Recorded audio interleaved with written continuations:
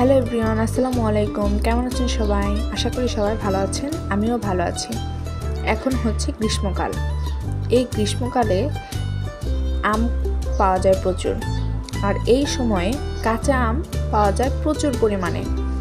সবাই কিন্তু এই সময়টাতে কাঁচা আমের আচার বানিয়ে রাখে সারা বছর খাওয়ার জন্য। তো আমিও সেই রকম আপনাদের সাথে একটি রেসিপি নিয়ে চলে এসেছি, কাঁচা আমের আচার।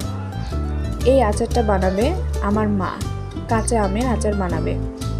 তো আজকে আমি আমার মা কিভাবে এই কাঁচা আমের আচার বানায় সেটাই আপনাদের সাথে শেয়ার করব। তো চলুন তাহলে মূল রেসিপিতে ফিরে যাওয়া যাক। প্রথমে অনেকগুলো কাঁচা আম পেড়ে নিয়েছে, সেগুলোকে পানি দিয়ে খুব ভালোভাবে ধুয়ে পরিষ্কার করে নিয়েছে।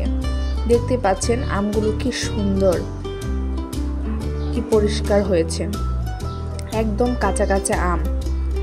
তো এখন আমরা এই আমগুলোকে আমরা ছুলে নেব। আমরা প্রথমে সবগুলো আম খুব সুন্দর করে ছুলে নেব, একটু সময় লাগবে ছুলতে। তো আমার আম্মু আমগুলোকে ছোলা শুরু করে দিয়েছে।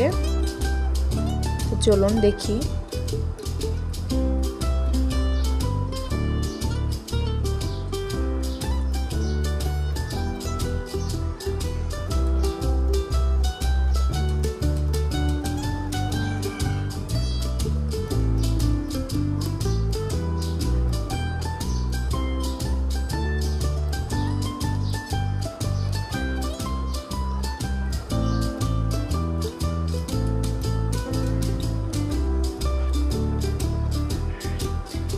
এভাবে একে একে করে আমার মা সবগুলো আম ছুলে নেবে।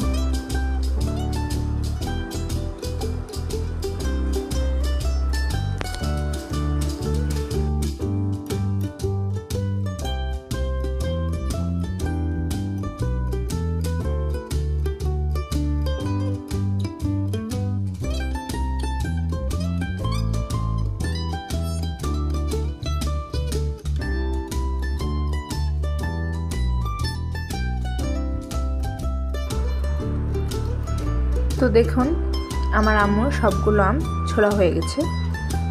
তো এখন আমরা এই আমগুলোকে কেটে নেব। বটির সাহায্যে আমগুলোকে আমরা কেটে নেব। আমের ভেতরে অনেকটা আঠি হয়ে গেছে, আঠিটা অনেকটা শক্ত হয়ে গেছে। আপনারা খুব সাবধানতার সহিত এই আমগুলোকে কেটে নেবেন, না হলে হাত কেটে যেতে পারে।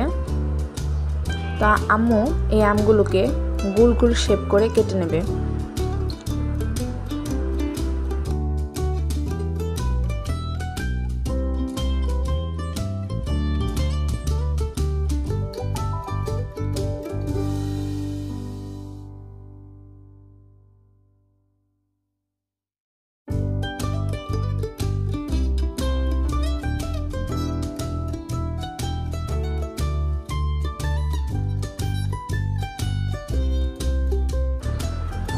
এখন কাটার পরে ভিতরের যে বিচিটা রয়েছে, আমের বিচিটা, সেই বিচিটাকে ফেলে দেবে।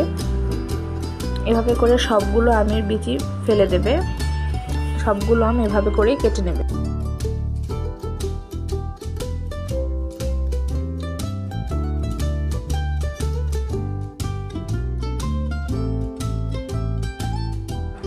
সবগুলো আম আমার মার কাটাও হয়ে গেছে। এখন একটি বাটিতে উঠিয়ে নিব। এখানে সামান্য পরিমাণ চিনি দিয়ে দিবে। সামান্য না, অনেকটুকু চিনি দিয়ে দিবে। অনেকটুকু চিনি এখানে দিয়ে দেয়। তারপর নেড়ে চেড়ে চিনিগুলো আমের সাথে মিশিয়ে নিচ্ছে।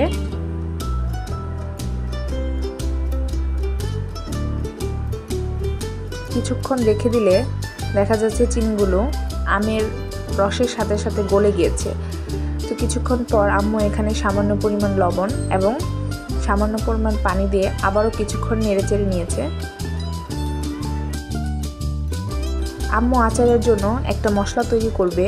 এখানে 1 প্যাকেট 5 ফোড়ন নিয়েছে, গোটা জিরে নিয়েছে, কিছু ধইনা নিয়েছে, সাদা তিল, কালো তিল এবং শুকনো মরিচ নিয়েছে। এখন এগুলোকে একটি ফ্রাই প্যানে দিয়ে কিছুক্ষণ তেলে গরম করে নেব।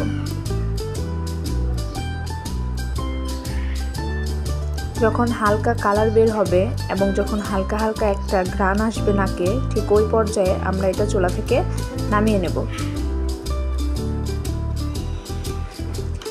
আমার মা এক হাতে ক্যামেরা ধরে আরেক হাতে রান্না করছে, তো তাই ভিডিওটা একটু কাঁপা কাঁপা হয়েছে, প্লিজ আপনারা কিছু মনে করবেন না। এখন এগুলো কড়াই থেকে নামিয়ে শিলপাটাতে বেটে নেব খুব সুন্দর করে, গুঁড়ি করে, একদম মিহি ফাঁকি। এরপর আমরা যে আগে থেকে আমটাকে মাখিয়ে রেখেছি সেই আমটা ফ্রাই প্যানে দিয়ে দেব। আস্তে আস্তে জাল করতে থাকলে দেখতে পাচ্ছেন আমের ভেতরে থেকে পানি বের হচ্ছে এবং এই পানির সাহায্যে আমটা সিদ্ধ হয়ে যাবে। কিন্তু একটু ধৈর্য নিয়ে, একটু সময় নিয়ে এটাকে রান্না করতে হবে। আমরা কিন্তু কড়াইতে আগেই সরিষার তেল দিয়েছিলাম অনেকটুকু, আর এখানে গোটা এলাচ, দারচিনি, তেজপাতা দিয়েছি। আমার আগে বলার কথা মনে ছিল না। আপনারা প্রথমে চুলাতে ফ্রাই প্যানে সরিষার তেল, গোটা মশলাগুলো দিয়ে নেবেন। তো দেখতেই পাচ্ছেন আস্তে আস্তে নাড়তে থাকতে থাকতে একটা সময় কিন্তু আমের কালারটা হালকা লাল কালার হতে শুরু করেছে। তো যখন এরকম আস্তে আস্তে হালকা লাল লাল হয়ে যাবে, ঠিক ওই পর্যায়ে আমরা এক ফালি লেবু রস চিপে দেব, যাতে চিনিটা দলা পাকিয়ে না যায়, খুব সুন্দর থাকে, চিনির রসটা খুব সুন্দর থাকে।